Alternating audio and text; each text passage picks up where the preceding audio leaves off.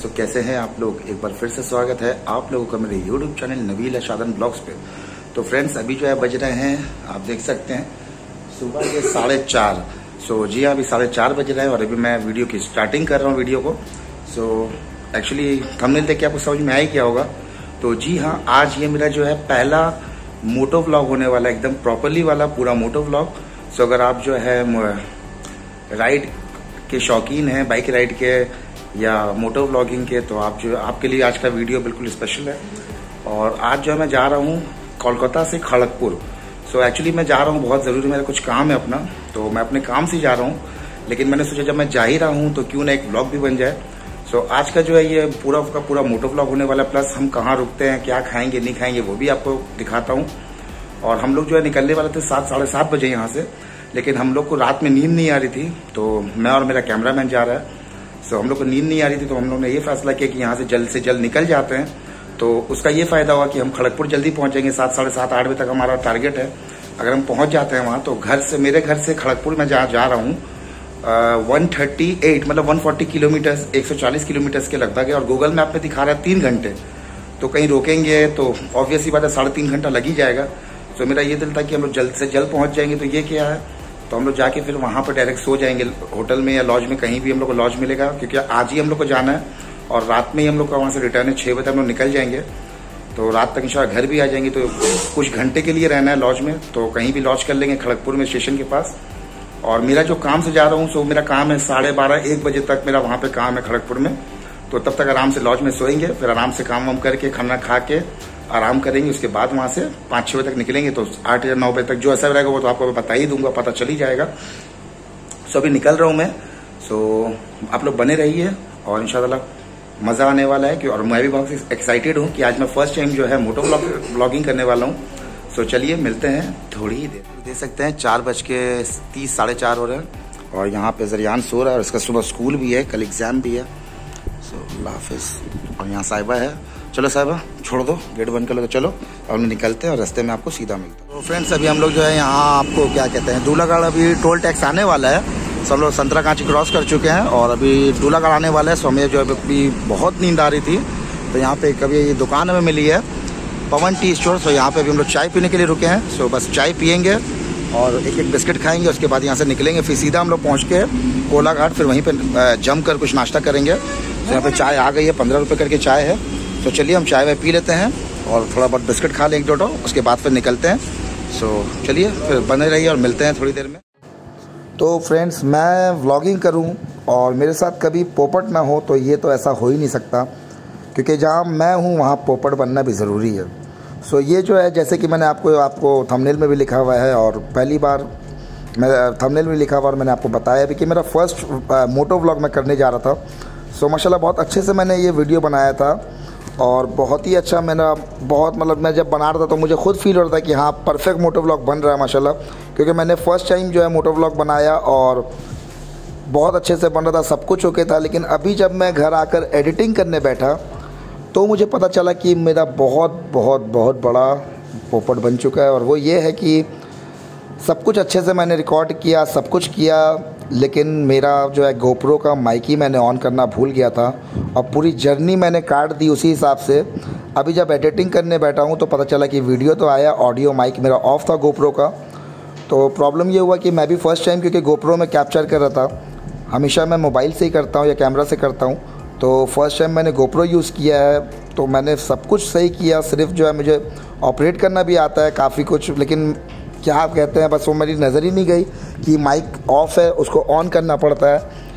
और अभी जब मैं एडिट कर रहा हूँ तो पता चला कि माइक ऑफ है, तो पूरा मेरा जो है बोलना बेकार हो गया। मैंने ड्यूरिंग पूरी राइड सब कुछ डिटेलिंग में मैंने बोल रहा था और प्लस जो लाइव जो भी हो रहा था सब कुछ बता रहा था, आपसे शेयर कर रहा था।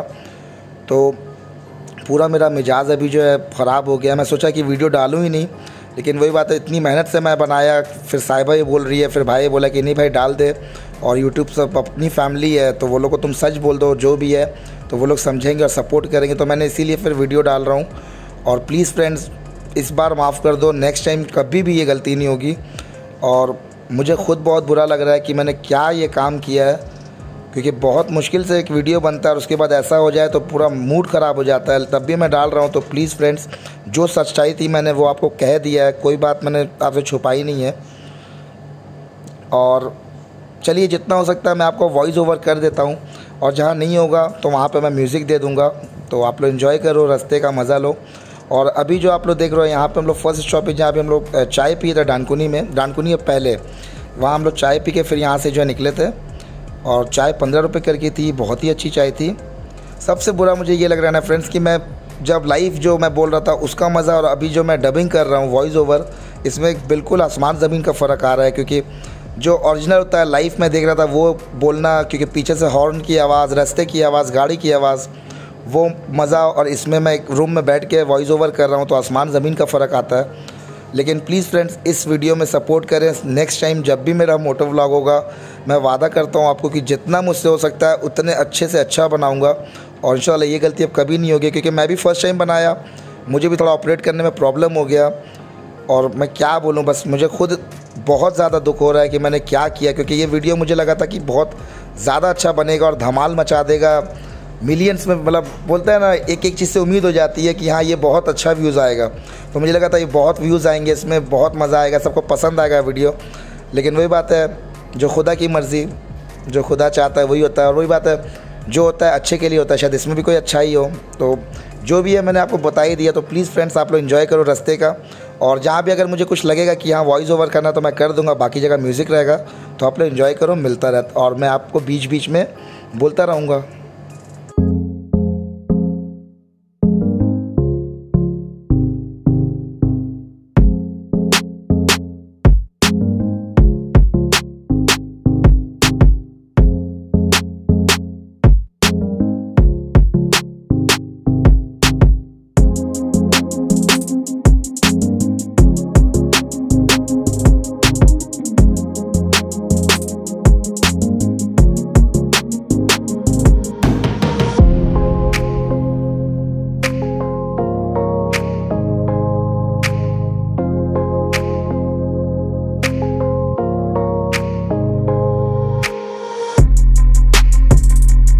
हम लोग कोलाघाट पहुंच चुके हैं और अभी एक ऐसी छोटा सा ढाबा है, तो यहाँ पर हम लोग रुके हुए हैं। और अभी मैंने सुबह का वक्त है और अभी बज रहे हैं, सुबह के बज रहे हैं 6:25, मतलब 6:30। तो 6:30 बज रहे हैं, हम लोग कोलाघाट पहुंच चुके हैं, 10 मिनट हो चुके हैं पहुंच के। और अभी आके हाथ मुँह धोए हैं और पूरा चेहरे का आप देख सकते हैं फिलहाल। अभी तो मुँह धोया हूँ तो थोड़ा बहुत फ्रेश लग रहा, नहीं तो बहुत मैला हुआ था। और यहाँ पे हल्की फुल्की बारिश भी हुई थी रास्ते में। तो अभी यहाँ पे हम लोग कोलाघाट में, और मैंने खाने का ऑर्डर दे दिया है। तो सुबह का वक्त है तो नाश्ता ही करेंगे, ऑब्वियस सी बात है। तो पराठा, आलू का पराठा है, गोभी पराठा, ये सब ऑप्शन है। इडली है, लेकिन मैंने यहाँ पे लूची और सब्जी बोला है 2 प्लेट। तो 50 रुपीज़ करके यहाँ पे लूची सब्जी का दाम है। तो आ जाए तो मैं आपको दिखाता हूँ कि पूरी कैसी है, नहीं है, और क्या क्वांटिटी है। और बस नाश्ता करेंगे, एक कप चाय पीएंगे, फिर सीधा निकलेंगे खड़गपुर के लिए।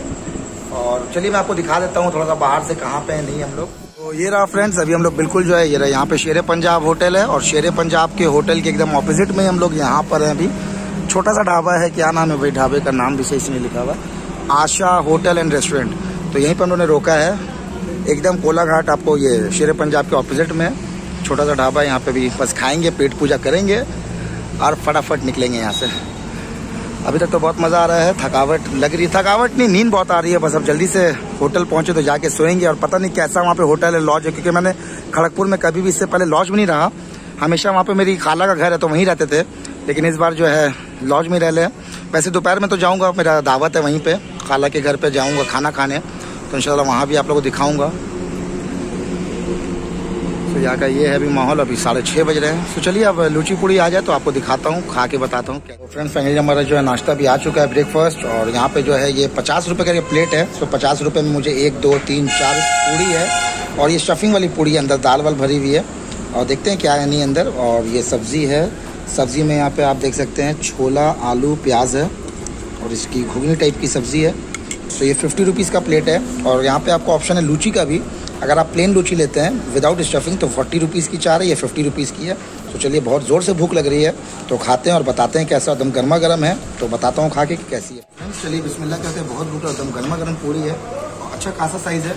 और अभी मैंने पोज भी मंगाया है, क्योंकि पोज भी खाने का दिल और अंडा, तो मैंने पोज भी मंगाया है। तो उसका क्या ही रिव्यू दूंगा, वो आएगा तो खा ही लूँगा, लेकिन इसका रिव्यू देना बनता है। तो ये पूड़ी जो आप देख सकते हैं, इसके अंदर जो स्टफिंग है इस तरह का है, अंदर में सत्तू है और इसको क्या बोलते हैं, ब्लैक हींग क्या बोल, अच्छा क्या बोलते हैं प्लीज़ आप लोग कमेंट करके बताना, ये मैं नाम भूल जा रहा हूँ इसका, ब्लैक तिल जो भी है। तो इसका क्या नाम है आप लोग प्लीज़ यहाँ पे इसको क्या कहते हैं आप लोग प्लीज़ बताइएगा कमेंट करके, क्योंकि मैं इसका नाम भूल रहा हूँ। और इसके अंदर आप देख सकते हैं सत्तू है, थोड़ा बहुत दाल है नाम की। तो चलिए खा के देखते हैं कि कैसी है इनकी पूरी।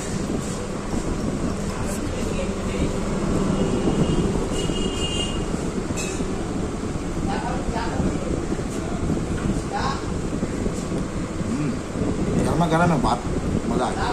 सब्जी देखते हैं,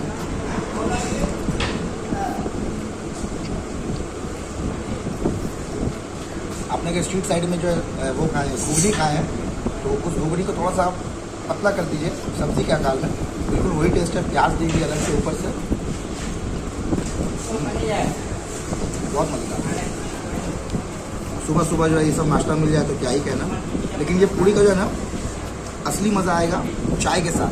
तो मैं चाय मंगाने वाला हूँ, 2 पूड़ी सब्जी से खाऊंगा, 2 पूड़ी चाय से खाने वाला हूँ, लेकिन मज़ा आ रहा है, खाने में काफ़ी अच्छा है। चलिए हम लोग यहाँ पे कंप्लीट कर लेते हैं, फिर जब रास्ते में निकलता हूँ फिर आपसे मिलता हूँ। तो यहाँ पे हमारा फ्रेंड बिल है। तो यहाँ पे हमारा जो बिल बना दिया उन्होंने 260 रुपये। तो आप लोग पॉज करके देख लेना है, आप लोग बिल देख लो, मैं आपको इसके बारे में रास्ते में फिर कुछ बताता हूँ। तो फ्रेंड्स आप लोग को जो मैंने बोला कि आप लोग बिल पॉज करके देख लो और फिर एक बात है मैं बताता हूँ। तो बात यह है कि यहाँ पे भी हमारे साथ बहुत बड़ा स्कैम होते होते बच गया। स्कैम क्या मतलब बहुत बड़ा नहीं, लेकिन स्कैम था। वो ये था कि हम लोग जब यहाँ पे नाश्ता करने बैठे तो सबसे पहले तो मैंने पूड़ी भाजी ली, तो मैंने यहाँ पे दाम पूछ लिया क्या प्राइस है नहीं है। तो वो लोग ने बोला 50 रुपीज़ करके प्लेट है। तो मतलब ठीक है 2 प्लेट दे दो। तो छोटे ढाबे का ये हमेशा प्रॉब्लम होता है, ये लोग के पास आपको कभी भी जो है मेन्यू कार्ड नहीं मिलता है, प्राइस लिस्ट। तो ये लोग आपको जो भी है मुंह से बोल देते हैं इतना इतना इतना। तो इससे पहले भी मैं एक बार पूरी फैमिली के साथ खड़गपुर में हम लोग कहाँ शायद दीघा गए थे, तो हम लोग दीघा गए थे। तो हम लोग ने एक ऐसी छोटे से ढाबे में खाना खाने गए थे। तो हम लोग सुबह वही नाश्ता किए, तो हम लोग का जो है उसने बिल बना दिया था 600-650 रुपये। जब हम लोग ने पूछा भी नहीं था कितना प्राइस है, जब खा लिया तब बोलता है कि पूड़ी भाजी का प्राइस है 90 रुपये करके। तो हम लोग बहुत उस टाइम हम लोग के साथ बहुत बड़ा मतलब जो है स्कैम हुआ था। तो मैं ये चीज़ मुझे मालूम है, क्योंकि छोटे जितने भी ढाबा हैं कोलाघाट में जितने भी, सब लोग यही करते हैं। अगर आप पूछ लोगे तो ठीक है, अगर बिना पूछे खा लीजिएगा आप, बाद में उल्टा फुल्टा रेट बताते हैं और आप तो खा लिए तो आपको देना ही पड़ेगा। तो जितना मुझे एक बार मैं बेवकूफ़ बन चुका हूँ, तो इसलिए मैं जो यहाँ पे पूछ लिया था कि क्या प्राइस है नहीं है, तभी मैंने लिया। उसके बाद भी मेरे साथ स्कैम ये हुआ कि मैंने इनको कम से कम 5 बार बोला कि भैया मुझे पोंछ दीजिएगा सिंगल करके 2 जगह। तो वो अपनी मर्ज़ी से पहले तो डबल कर दिया। तो बोला नहीं हम लोग सुने नहीं, ये वो जो भी वो लोग बोला। और पोंछ का मुझसे 40 × 2 80 रुपये उनके पोंछ का दाम था, जबकि वो 20-20 रुपये का पोंछ था। मैंने दाम नहीं पूछा तो उसने मुझे बेवकूफ़ बना दिया। चलो ये तो ठीक है। उसके बाद जो है वो पूड़ी सब्ज़ी हम लोग लिए थे। तो जो मेरा भाई है उसने जो अलग से घुगनी मांगी, मतलब घुगनी ख़त्म हो गई थी। तो उसने बोला कि भैया मेरे को थोड़ा सा घुगनी और लगेगा। तो वो ला के पहले सजा के दिया, ऊपर से प्याज व्याज काट के। तो मैं उसी टाइम समझा कि ऐसा तो नहीं है हम लोग से पैसा लेने के चक्कर में है। तो भी हम लोग खा लिए। जब खा लिए तो उसके बाद वो 40 रुपये घुगनी का भी उसने इंक्लूड किया। तो फिर हम लोग उसको बोले कि भाई ये 40 रुपये क्या चीज़ का? तो बोला सर ये एक्स्ट्रा। तो हम बोले भाई आप पूड़ी भाजी दे रहे हो, अगर सब्ज़ी ख़त्म हो जाता है तो कोई भी होटल हो, जितना भी बड़ा से बड़ा 5 स्टार भी होटल होगा, अगर उसके साथ खाने का है अगर ख़त्म हो जाता है तो वो आप 10 बार भी अगर मांग रहे हैं तो आपको देना पड़ेगा, वो भी फ्री ऑफ कॉस्ट। इसका आप पैसा नहीं ले सकते हैं। तो उसके बाद बहुत बहस होने के बाद जो है फिर लास्ट में जो है उसका मैनेजर आता है। मैनेजर आके बोलता है सर ये लोग से गलती हो गया है, वो आपका उसका पैसा नहीं लगेगा 40 रुपीज़, वो लोग गलती से आपसे बोल दिया। तो मतलब ये आपको जो है बेवकूफ़ी बना रहा था। लेकिन हम लोग ने फिर जब चिल्ला चिल्ली किया, जब बात की तो फिर वो मेरे माइनस कर दिया, वो माइनस हो गया था, बिल में एडजस्ट कर दिया 40 रुपीज़। लेकिन मैंने इसलिए आपको शेयर कर रहा हूँ कि आप कभी भी कहीं भी जाओ, जो छोटे छोटे ढाबे होते हैं ना, इनसे पहले या तो प्राइस लिस्ट मांगो, अगर नहीं है तो एक एक आइटम आप जो भी ऑर्डर देने वाले हो सबों का दाम पूछ लो, उसके बाद ही ऑर्डर दो। अदरवाइज़ आप खा लोगे, उसके बाद आपको जो है 10 का सामान 100 भी मांगेगा तो आप फंस चुके हो, आपको देना ही पड़ेगा। सो ये छोटे ढाबों में जितने भी ढाबे हैं सब में ये स्कैम चलता है। और इस बार भी मेरे साथ पोपट होते होते बच गया। लेकिन हाँ, पोस्ट में मैं पोपट हो गया, लेकिन घुगनी का हमने पैसा नहीं दिया, उसमें हम लोग ने 40 रुपीज़ लेस कर लिया था। सो यही था, जो भी था मैंने आपको बता दिया। तो आप जब भी जाओ तो इसके लिए जो आप लोग भी चौकन्ना रहना। और आपके साथ ऐसा ना हो इसीलिए मैंने आपको ये चीज़ बताई है।